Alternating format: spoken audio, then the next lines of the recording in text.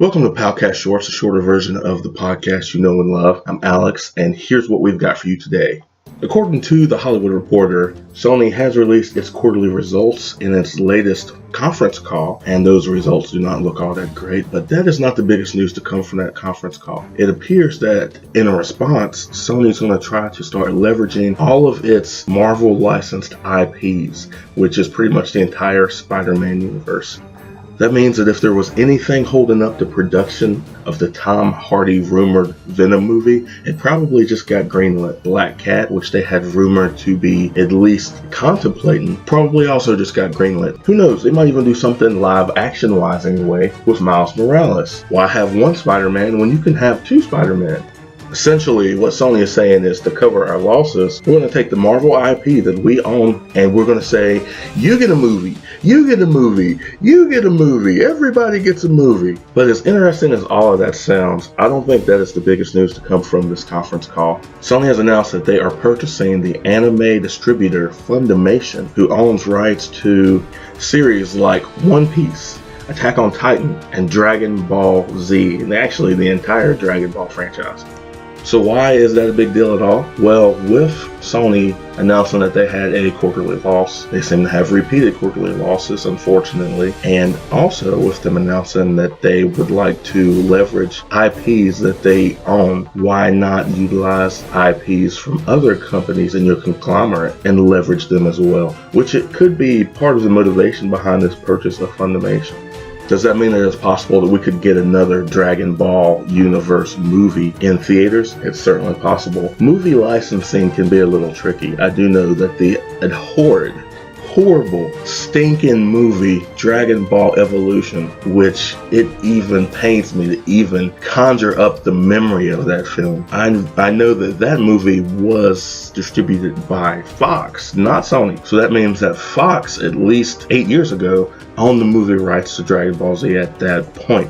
Do they still own those licensing rights? Possibly, maybe not. It's been 8 years since they've done anything with it, so I would assume that those movie licensing rights have returned to the original owner. We're not sure who that could be. Could it be Funimation? Possibly. Could it be another Japanese corporation? The animation studio, perhaps? Possibly as well. Who knows? But the likelihood and the opportunity for Dragon Ball Z movie to return to theaters, a live action version anyway, it's definitely there. Stronger now than it has been in recent memory. Now I know what most of you guys are thinking. Anime does not have a great track record when being adapted to film per Hollywood. Most of them normally bomb at the box office. That's a fact. Ghost in the Shell was our most recent example of a studio spending and investing a lot of money in an anime adaptation and it failing at the box office. And we've even seen Dragon Ball Z, or at least an attempt at Dragon Ball Z, before in theaters. Dragon Ball Evolution was an attempt by a major Hollywood studio to create a Dragon Ball universe on film, and their investment flopped horribly. I believe Dragon Ball Evolution only made about 10 million domestic. First of all, that does not mean that this cannot work. Just because something has failed before does not mean it cannot work if done properly. As far as Dragon Ball Evolution goes, I have read fan fictions that were better stories than Dragon Ball Evolution. I have seen fan films that were produced better than Dragon Ball Evolution. I have seen special effects in fan films that were more true to Dragon Ball Z and would excite a fan base more than Dragon Ball Evolution was. Dragon Ball Evolution was more of an insult to Dragon Ball Z fans than anything, and that is why you didn't even get that fan base to go and support the movie, much less your normal average audience goer. With the height of superhero film, you could create this series, you could create a Dragon Ball universe on film. I can test any way that you could do so and kind of play up to the superhero aspects of it, because it is a superhero tale. It's different than what you normally would consider would be superhero-esque. It's not like Captain America or Thor or anything of that ilk, but it is a tale of one man who may have some alien lineage coming to the rescue of a planet.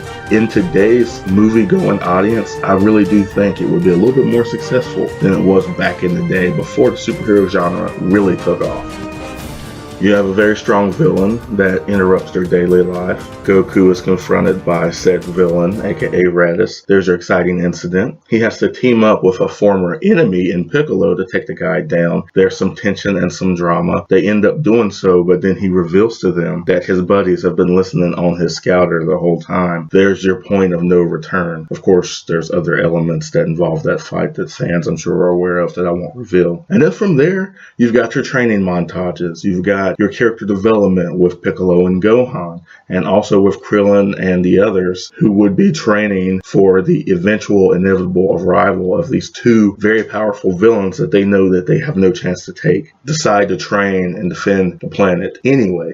These are elements that you see in superhero films already. And then of course you have a villain in Vegeta that easily is charismatic, who would create a great showdown and would make a marvelous villain on film if given the opportunity.